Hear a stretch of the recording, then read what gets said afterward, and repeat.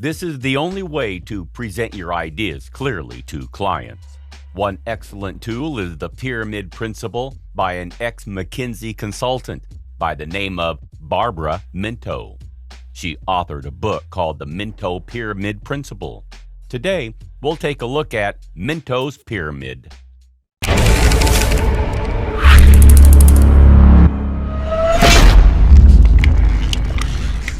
10. What is the Minto Pyramid Principle? Minto Pyramid Principle, also referred to as the McKinsey's Pyramid Principle, is a tool used to process and structure large amounts of information to convey a story, message, or presentation without omitting important details.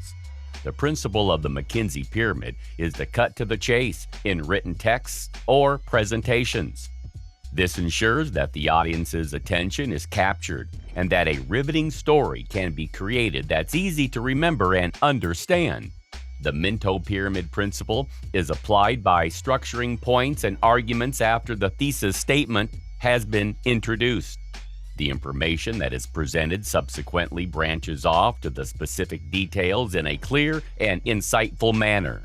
The Pyramid Principle, a book written by Barbara Minto, was published in the 1970s by McKinsey & Company. Barbara Minto was responsible for training new recruits into becoming expert consultants in the shortest possible time. Number 9. Start with the answer, thesis, or key point. Applying the top-down structure of a pyramid in communication methods means that a direct answer is given to the question that has been asked.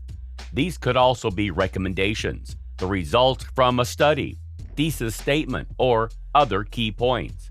Minto Pyramid Principle inverts the traditional method that's used to arrive at a conclusion.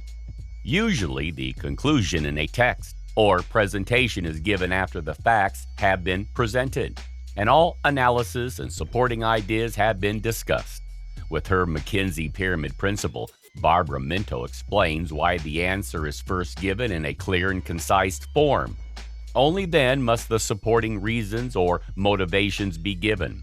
The first reason for this is to maximize and effectively use the limited time of the audience. In most conversations with a supervisor, for instance, recommendations are made.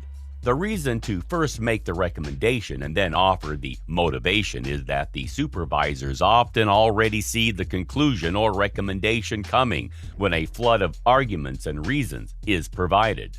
This because they think in such a top-down way, focusing on the bigger picture. Moreover, a direct communication method is more convincing than a conversation that beats about the bush.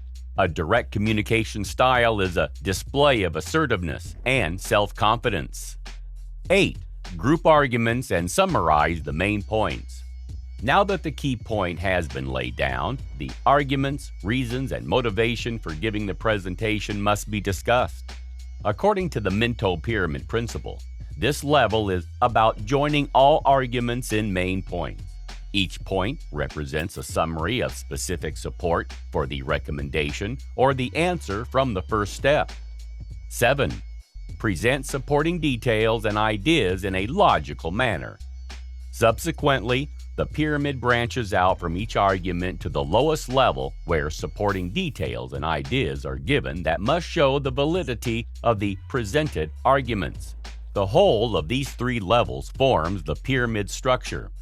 Always first give the summarizing idea on the top of the pyramid. Clarity and logic can be applied in the story by paying attention to the structure and order. If the arguments and ideas that are given contain a certain flow, frequency, or cause-effect structure, these must be placed in chronological order. It's also recommended to first present the most important arguments and ideas. 6. Start with the conclusion.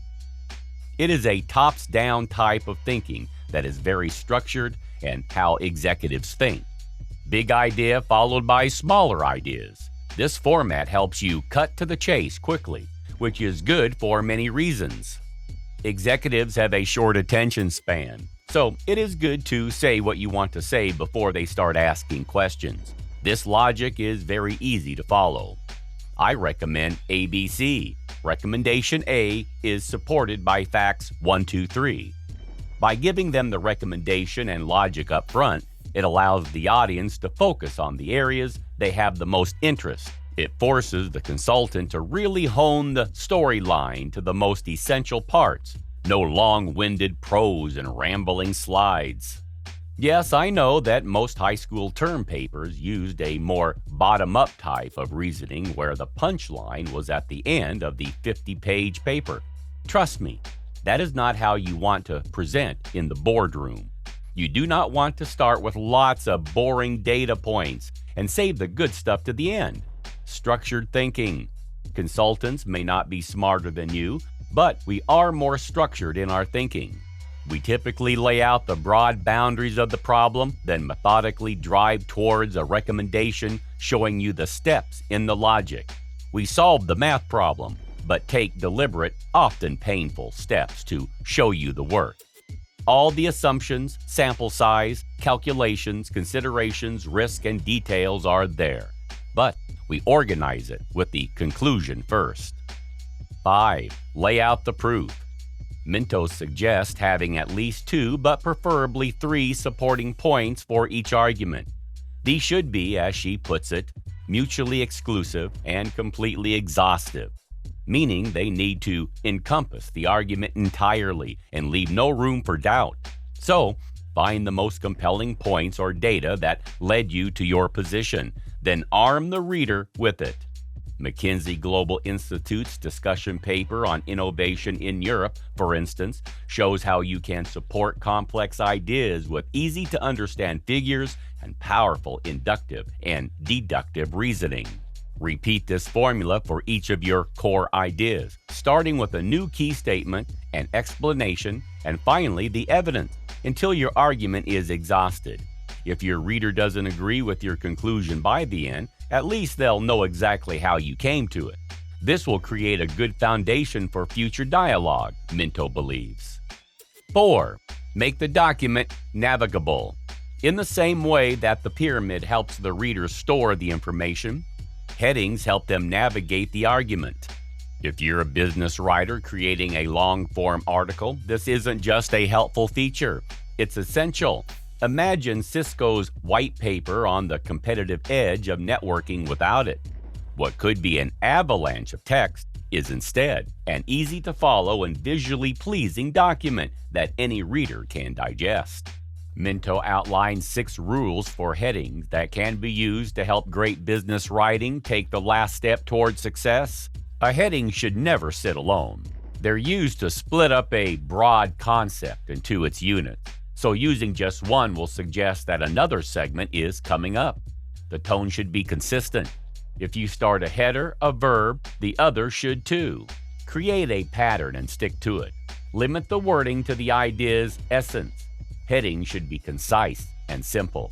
A bookmark, not a thesis. Don't treat headings as part of the text. Most of the time, the readers will skim straight over them. It's best to start a paragraph as if the heading isn't there. Introduce the heading. Briefly explain the intention of the grouping that will follow so your reader knows what it relates to. Don't overdo it. Too many headings will create noise that will hurt rather than help the reader.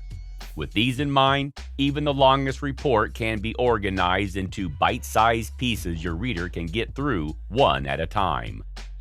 3. 2 situations you won't use the pyramid principle. An interim presentation of facts. In this case, the consultant is working with the client counterpart and walking them through information and some of the insights. Nothing too heavy. Not a recommendation, just information sharing. A leave behind desk. Here, the consultant has a presentation that is meant to truly stand on its own, so the font is smaller, and it is written in more long-form prose. It is more of a guide or playbook than a hard-hitting million-dollar recommendation. 2. McKinsey Pyramid Principle Applicability. It's not surprising that the pyramid principle arose in the organizational consulting branch. That is exactly where larger and more complex writing task is the order of the day. By structuring text by means of the Minto Pyramid Principle, the texts are shortened, become clearer, and are easier to follow. This also has a great advantage for the writer himself. By thinking about the cohesion between ideas beforehand, these can be put to paper more efficiently, and the main and auxiliary matters can more easily be distinguished. Facts and thoughts are organized in a way that makes the text more convincing. Moreover, training with such a structure also has the benefit of the person choosing his words more carefully in everyday life, including on the work floor. By removing all irrelevant matters, the core takes front and center, and the user increases the potential of climbing up the hierarchy.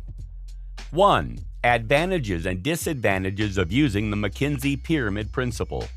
According to Barbara Minto, using the Minto Pyramid Principle offers several advantages compared to other writing structures. More efficient writing because thoughts and ideas are organized in advance. It helps the reader because reading strategies have become incorporated into the text itself. Consistent quality, greater persuasion. The Minto Pyramid Principle matches the way the human brain works. However, there are also disadvantages concerned with the use of the Minto Pyramid Principle. The tool demands a lot of training to create better text. There is a danger of repeating information, and this makes it difficult to formulate an insightful synthesis. Minto Pyramid Principle is mainly effective for texts with an unambiguous conclusion or recommendation, and not for other types of texts. What do you think? Do you recognize the explanation of the Minto Pyramid Principle? Will you apply this communication tool in your work and private life? What do you believe are factors that contribute to an effective communication style? Share your experience and knowledge in the comments box below. Thanks for watching.